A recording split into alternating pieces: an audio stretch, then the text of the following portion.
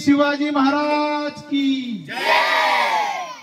बोलो भारत माता की वंदे जय भवानी। छत्रपती संभाजी महाराज की। सर्वात आधी मी ज्यांनी हा उपक्रम आयोजित केला शिवस्मारक आणि राष्ट्रीय स्वयंसेवक संघ पंचमूर्तीनगर यांचं कौतुक करतो, यांचं अभिनंदन करतो। कारण मुलांना एका वेगळ्या वाटेवर किंवा आपल्याला ज्या अपेक्षित आहे त्या वाटेवर घेऊन जाण्याचा प्रयत्न करतायत। बऱ्याचदा आपण सिनियर म्हणतो की बाबा मुलं आजची पिढी बिघडायला लागली, पण ह्या सगळ्या मुलांकडे बघून किंवा आपल्या सगळ्या स्वयंसेवकांकडे बघून असं वाटतं की मुलं बिघडत नाहीयेत, आपण त्यांना योग्य वाटेने घेऊन जाण्याचा प्रयत्न करतोय। ही एक चांगली गोष्ट आहे। छत्रपती शिवाजी महाराजांनी काय काय आपल्या आयुष्यामध्ये केले हे आपल्या सगळ्यांना माहिती आहे।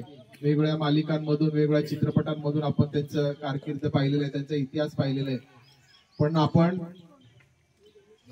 किल्ले बांधणी स्पर्धेच्या निमित्तानं तुम्ही सगळे एकत्र आलात आणि ही स्पर्धा, या स्पर्धेमध्ये तुम्ही अतिशय उत्साहाने सहभागी झालात। कोणी माती गोळा केली असेल, कोणी शेण गोळा केले असेल, कोणी विटा गोळा केले असतील, कोणी बारदाना गोळा केला असेल, बरोबर आहे ना? सगळ्यांनी हे केलंय ना? त्याच्यामध्ये एक वेगळी मजा आहे। आम्ही सुद्धा लहान होतो त्यावेळेला कोणीतरी हे आण कोणीतरी ते आण आणि ते बांधण्यामध्ये, ती सजावट करण्यामध्ये एक वेगळी मजा आहे। पण आमच्याकडे अशी काही स्पर्धा नव्हती।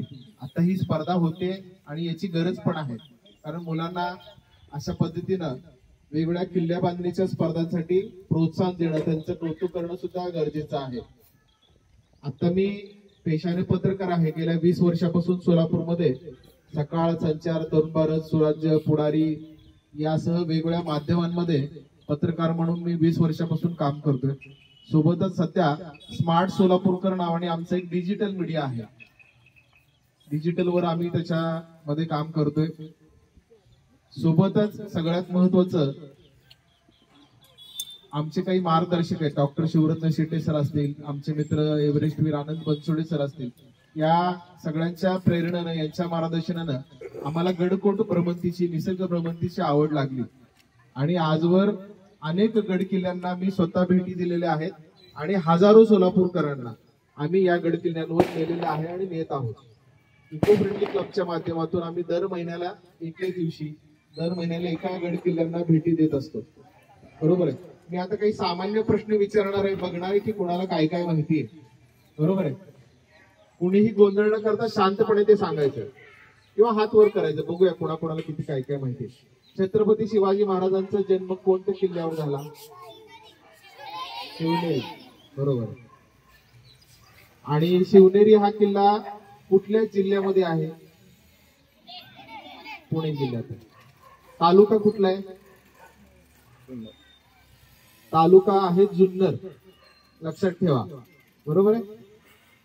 पुणे महाराष्ट्र, पुणे जुन्नर आणि मग शिवनेरी। छत्रपती शिवाजी महाराजांची पहिली राजधानी कुठे? राजगड। दुसरी राजधानी कुठे?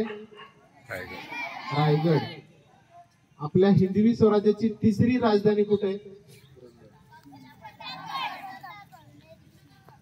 कोणाला माहिती आहे का आपल्या हिंदवी स्वराज्याच्या 4 राजधान्या? कोणाला माहिती आहेत का? बघा, कधी वाचलंय, ऐकलंय, कोणी सांगितलंय का? मी सांगू तुम्हाला, छत्रपती शिवाजी महाराजांनी पहिली स्थापन केली आपली राजगडावर राजधानी, बरोबर आहे? दुसरी रायगडावर। शिवाजी महाराजांच्या नंतर आपली तिसरी राजधानी होती किल्ले जंजी, तामिळनाडूमध्ये आहे। कुठे? किल्ले जिंजी। आणि चौथी राजधानी आपली हिंदवी स्वराज्याची कुठे आहे? सातारा, अजिंक्यतारा। या आपल्या हिंदवी स्वराज्याच्या 4 राजधान्या आहेत। या 4 किल्ल्यांपैकी कुणी कुणी कुठं कुठं भेट दिले? शिवनेरीला कोण कोण गेले? बघा, म्हणजे 3-4 जण आहेत। राजगडला कोण कोण गेले? रायगडावर? आता या ज्या 4 राजधान्या आहेत, या 4ही राजधान्यांना मी स्वतः भेट दिलेली आहे। सोबतच आता अलीकडेच आपल्या महाराष्ट्र शासनाने आपल्या 12 गड किल्ल्यांचा वारसा स्थळांच्या यादीमध्ये सुद्धा समावेश केलेला आहे. ही सुद्धा आपल्या सगळ्यांसाठी खूप अभिमानाची गोष्ट आहे आणि या 12 स्थळांना सुद्धा मी भेटी दिलेली आहे. खर तर गड किल्ले भटकंतीची आवड अगदी सुरुवातीला मी आमच्या काही 1-2 मित्रांसोबतच फिरायला जायचो. बाबा चला नेमकं कसं आहे आणि मग त्याची तयारी काय काय करावी लागते हे सुद्धा तुम्हाला सांगतो. आता तुम्ही माझ्या पायामध्ये बघता एक शूज आहे.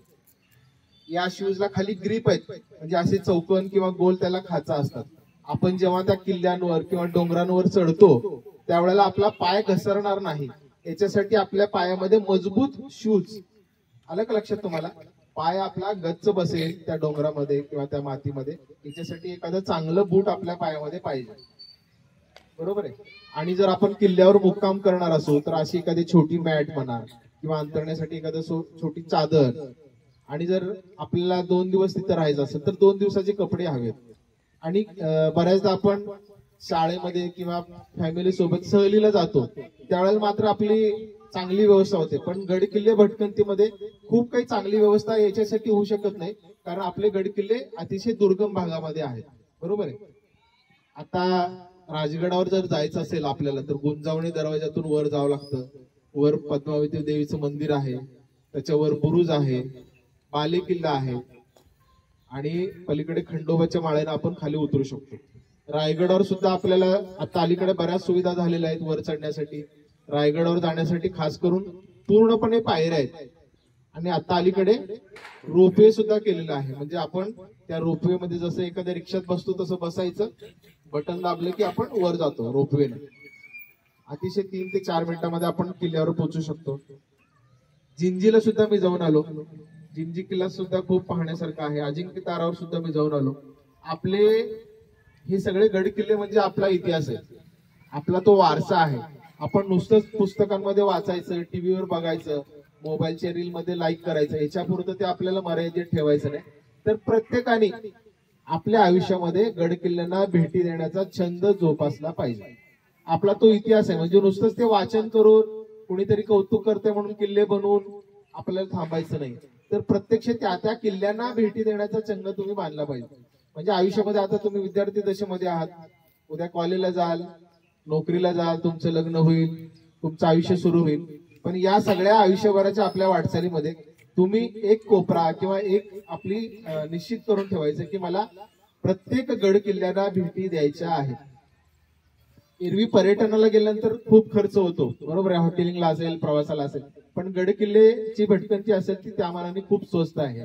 म्हणजे इथं फिरायला फार पैसे लागत नाहीत. कुठल्याही गड किल्ल्यावर जायला, म्हणजे 2-3 किल्ले सोडले तर गड किल्ल्यांवर जायला तुम्हाला कुठेही प्रवेश फी नाहीये. बरोबर आहे. तुम्हाला तिथं फ्री एंट्री मिळते. तुम्ही ते किल्ल्यावर जाऊ शकता जिथं शिवाजी महाराज राहत होते, जिथं शिवाजी महाराज मुक्काम करत होते, जिथं शिवाजी महाराज ज्या देवीचं दर्शन करत होते त्या देवीला तुम्ही जाऊ शकता. रायगडावर गेल्यानंतर तर एक वेगळी अनुभूती येते, कारण महाराजांनी रायगडावर आपला राज्याभिषेक घडवला होता. त्या रायगडावर मंदिर असेल, जगदीश्वराचं मंदिर असेल, ते सुद्धा पाहिलं पाहिजे प्रत्येकाने. छत्रपती शिवाजी महाराज राजगड जो किल्ला आहे त्या ठिकाणी किती वर्ष राहिले होते माहिती आहे तुम्हाला? कोणी सांगेल? जवळपास 25 वर्ष महाराज राजगडावर राहण्यासाठी होते. आणि मग राजगडावर राहायला होते तेव्हा तिथं त्यांचा दरबार भरायचा, आजूबाजूची गावातले लोक तिथे यायचे, वेगवेगळे सण उत्सव तिथे साजरे केले जायचे.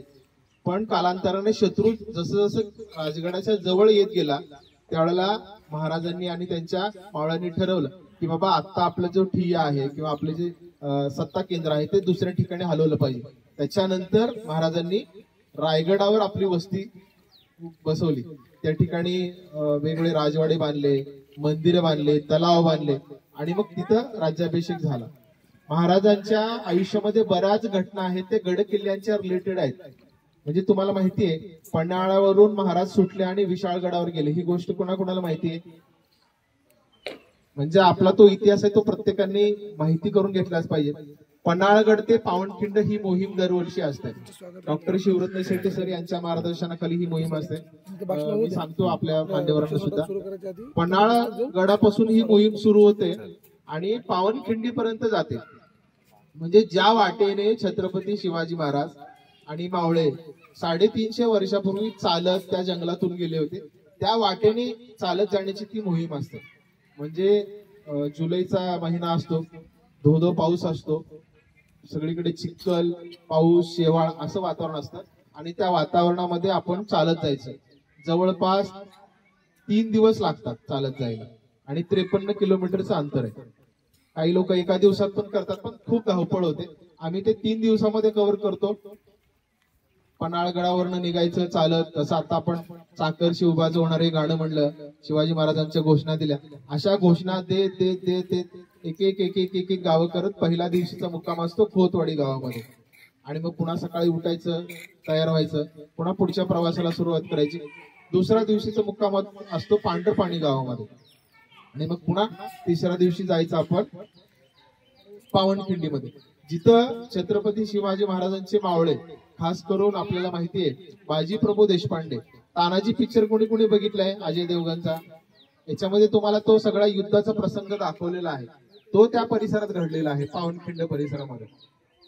आणि मग त्या खिंडीमध्ये, गोडखिंडीमध्ये बाजी प्रभूंनी आणि त्यांच्या मावळ्यांनी त्या शत्रूंना अडवलं, त्या खिंडीमध्ये त्यांच्यासोबत लढाई केली, तो सगळा प्रसंग तिथं घडलेला आहे.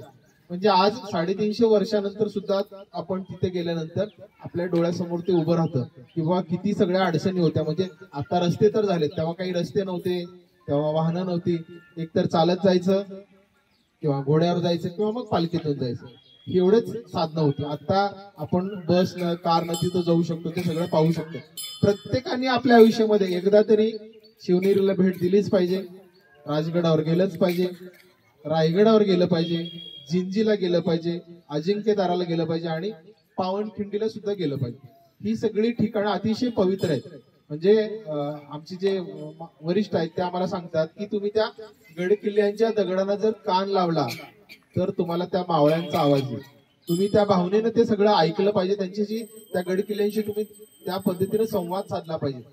एरवी आपण गड किल्ल्यांना भेटी देताना किंवा पर्यटन स्थळी गेल्यानंतर आपल्याकडनं छोट्या मोठ्या चुका होत असतात, बरोबर आहे. त्या चुका सुद्धा मी तुम्हाला लक्षात आणून देतो. आपण घरातून निघताना पाण्याच्या बाटल्या घेऊन जातो, चॉकलेट, बिस्किटाचे रॅपर्स, हे सगळं घेऊन जातो, पण किल्ले बघताना आपण ते चॉकलेट बिस्किट खाऊन झालं की आपण तिथं आपला कचरा टाकून देतो. हे आपल्याला करायचं नाहीये, बरोबर आहे. तेव्हा तुम्ही कुठेही जा, म्हणजे कुठल्या मंदिरात जा, कुठल्या गड किल्ल्यांना जा, तिथं गेल्यानंतर कुठल्याही प्रकारचा कचरा आपल्याला करायचा. जर तिथं तुम्हाला कचरा दिसला तर तो घेऊन परत या, बरोबर आहे. म्हणजे त्या सगळ्या ठिकाणी महाराज स्वतः राहत होते, मावळे आपले राहत होते, त्या ठिकाणी आपल्याला कचरा करण्याचा अधिकार नाहीये. महाराष्ट्रातलं सगळ्यात उंच शिखर कुठे आहे माहितीये तुम्हाला? कोणतं आहे? कोण सांगेल सगळ्यात उंच शिखर? आठवा, तुम्हाला सगळ्यांना बऱ्यापैकी माहिती असेल. महाराष्ट्रातलं सगळ्यात उंच शिखर 5400 फूट उंच. सांग बया, तुझं काय नाव आहे? कळसुबाई, बरोबर आहे. जोरात टाळ्या होऊ द्या त्याच्यासाठी. काय नाव आहे तुझं? हर्षवर्धन. महाराष्ट्रातलं सगळ्यात उंच ठिकाण 5400 फूट उंच, त्या ठिकाणी मी 10 वेळा जाऊन आलो. किती वेळा? कुणाकुणाला आवडेल त्या ठिकाणी जायला? जवळपास 5 तास लागते तिथं चढायला. त्या खाली घ्या. त्या ठिकाणी सगळ्यात उंच ठिकाणी कळसूदेवीचं मंदिर आहे आणि मग आपल्याला त्या जंगल वाटेने मजल दरमजल करत हळूहळू हळूहळू चालत चालत चालत चालत आपण तिथं पोहोचतो. आणि मग तिथून जे काही दिसतं ना ते इथं सांगून किंवा इथं बसून नाही कळणार तुम्हाला. त्यामुळे ते प्रत्यक्ष तिथं गेलं पाहिजे. बाबा, कळसूबाईचं शिखर महाराष्ट्रातलं सगळ्यात उंच ठिकाण. तिथून काय काय दिसतं तर दिसतो आत्ताचा छत्रपती संभाजीनगर जिल्हा, अहिल्यादेवी नगर, पुणे जिल्हा, इकडे कोकणाचा भाग, ठाणे जिल्हा, म्हणजे एवढे सगळं परिसर तिथून उंचावरून दिसतं. आणि त्याच्या आजूबाजूला रतनगड असेल, हरिश्चंद्रगड असेल, हे सुद्धा किल्ले आहेत.